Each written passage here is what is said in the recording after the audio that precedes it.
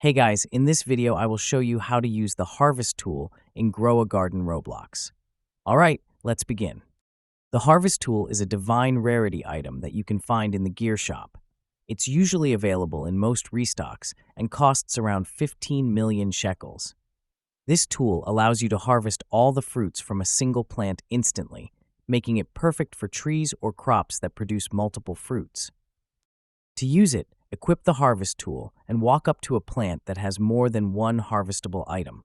For example, if you have a green apple tree, simply press on the tree while holding the tool and it will collect all the apples at once. The same works for trees like banana, avocado, or peach, any plant that has several fruits growing at once.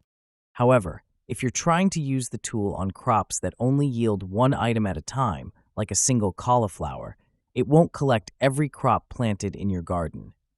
The tool only works on one plant at a time and doesn't harvest all of the same crop across different plots.